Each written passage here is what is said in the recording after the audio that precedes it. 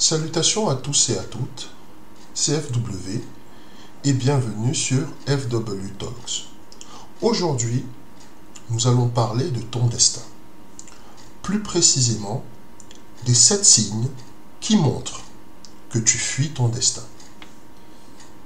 Premier signe qui montre que tu fuis ton destin, eh bien tu as peur du changement et tu as peur de t'engager.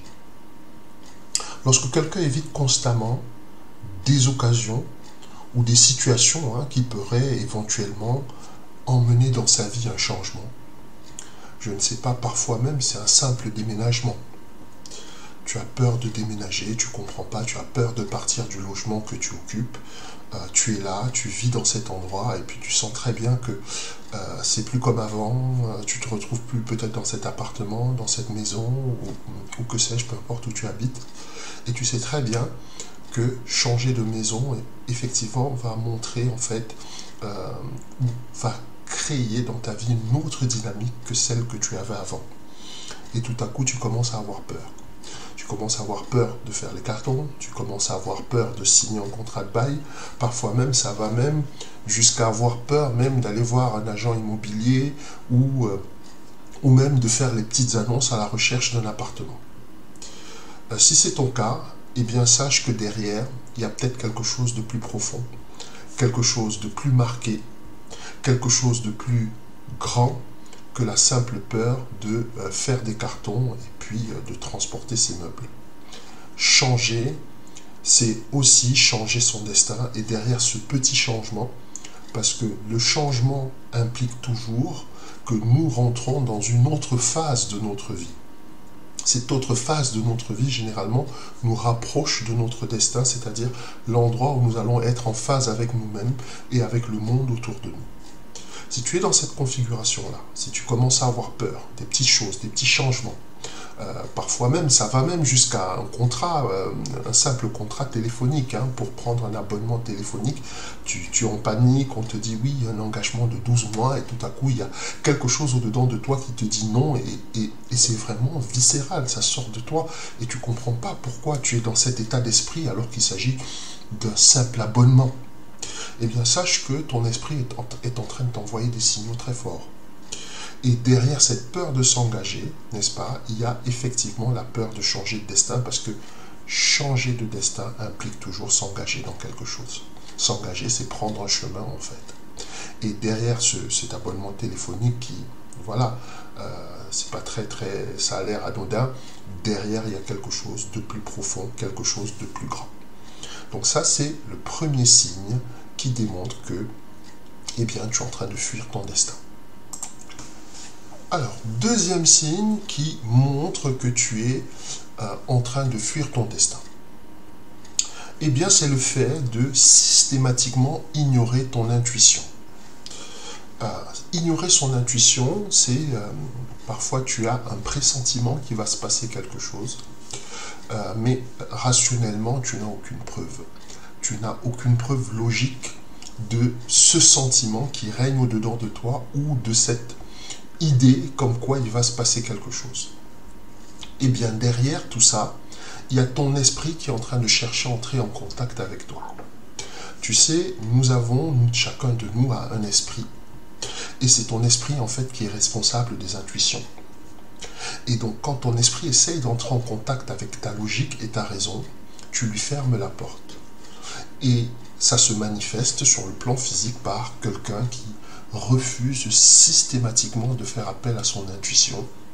C'est quelqu'un qui va avoir des insights, c'est quelqu'un qui va avoir des déjà-vus, c'est quelqu'un qui va avoir des pressentiments, c'est peut-être quelqu'un qui va faire des rêves. Il y a des rêves qui sont prémonitoires, tu vas faire des rêves prémonitoires et toi-même tu vas décider de nullifier complètement tout ce que tu as vu, tout ce que tu as entendu, parfois même aussi senti, parce qu'il y a des rêves où effectivement l'odorat est sollicité. Et puis tu vas te retrouver dans cette configuration-là où tu vas dire non, je ne veux pas de ça, je pense pas à ça, de toute façon c'est pas logique, ça tient pas debout, etc., etc., etc. Il faut que tu comprennes qu'au-dedans de toi, ton esprit, lui, il n'a qu'un seul but, c'est que tu puisses accomplir ton destin. Si tu es un élu, tu dois comprendre que ton esprit va te parler à plusieurs niveaux.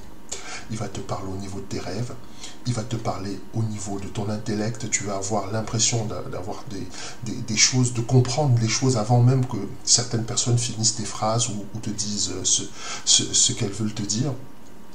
Et tu vas être dans cette dynamique-là où tu vas te dire, mais j'ai déjà vu cette situation, je comprends ce qu'il veut me dire avant même qu'il ait fini sa phrase. Et pourtant, malgré que tu aies toute cette somme d'informations avant que les événements se produisent, tu te retrouves dans un combat. Il y a tes intuitions qui sont d'un côté, il y a tout cet amas d'informations que tu as et auxquelles tu veux absolument opposer ta logique. Ah non, c'est pas ça. Pourquoi je suis toujours en train de penser qu'il va se passer quelque chose comme ça? Pourquoi? Non, mais il n'y a rien ça tient pas debout.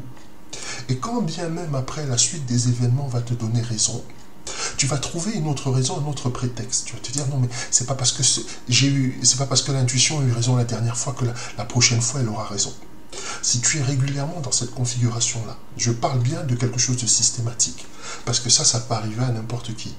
Je ne sais pas moi, tu prends ta voiture le matin, tu as ce pressentiment qui te dit, ouais, tu as regardé les pneus, et pourtant d'habitude le matin, tu ne regardes jamais les pneus. Mais ce matin-là, il y a ce pressentiment, cette petite voix qui te dit, regarde les pneus. Et quand tu vas regarder les pneus, effectivement, tu constates que voilà, il y a un pneu qui menaçait déjà pratiquement d'exploser. Par exemple. Eh bien, tu vas te dire la prochaine fois, oui, mais c'est pas parce que mon intuition a eu raison cette fois-ci que la prochaine fois, ça va être le cas. Eh bien, il faut que tu comprennes. Ton esprit, il est là, c'est comme une boussole, ton esprit. Ton esprit, lui, il n'a pas été formaté par ton éducation. Ton esprit n'a pas été formaté par la logique. Ton esprit n'a pas été reconfiguré par le monde cartésien et matérialiste dans lequel nous vivons. En fait, c'est lui seul qui peut t'indiquer le chemin vers ta destinée. C'est lui seul qui peut t'indiquer le chemin vers l'endroit où tu vas te sentir à l'aise et en phase avec non seulement toi-même, avec les gens autour de toi, mais aussi avec tout l'univers. Donc je suis en train de te parler de si tu es un élu, de ta destinée prophétique, de comprendre que c'est dans cet endroit que le Créateur t'attend et c'est dans cet endroit que tu vas pouvoir manifester tous les talents qui sont à l'intérieur de toi et tu vas pouvoir manifester non seulement, d'accord, ta créativité, tu vas pouvoir manifester ton intelligence et tu vas te sentir enfin en phase avec le monde autour de toi. Donc c'est de ça dont il est question aujourd'hui. Mais ce que je veux te dire, c'est que si tu te retrouves en train de batailler constamment avec ton intuition, avec tes insights, avec tes rêves prémonitoires, parfois pour ceux qui ont des visions, qui ont déjà développé le don de vision, eh bien, il y a une raison. Cette raison, c'est que tu es en train de fuir ton destin.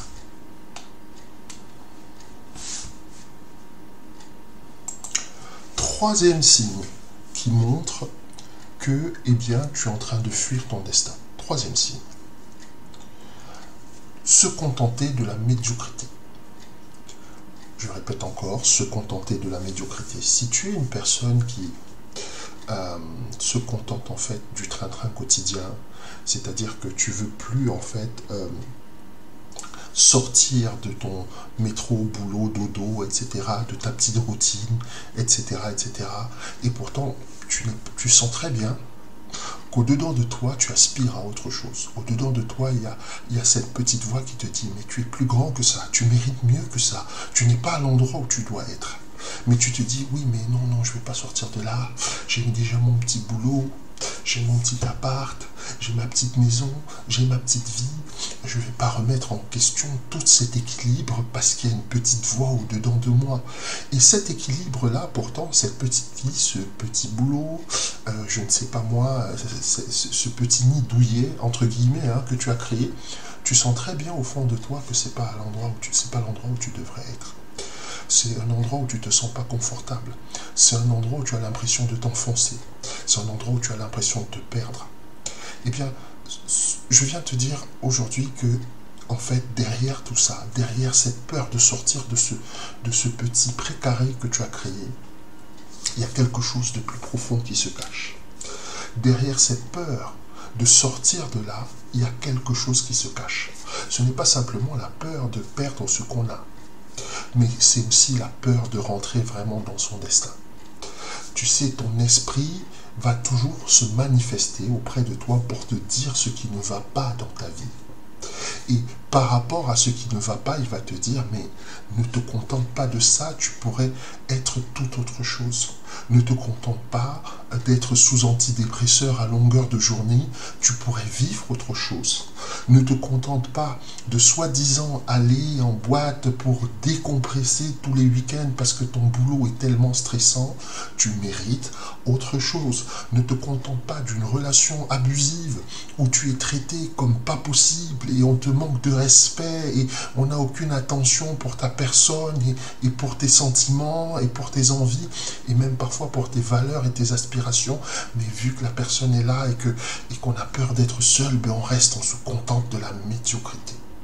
Je ne suis pas en train de te dire de créer un cataclysme dans ta vie et d'envoyer tout bouler. Je suis simplement en train de te dire une chose. Il faut écouter cette petite voix qui est au-dedans de toi. Parce que le désir de rester dans la médiocrité eh bien, est un signe indubitable que l'on est en train de fuir son destin.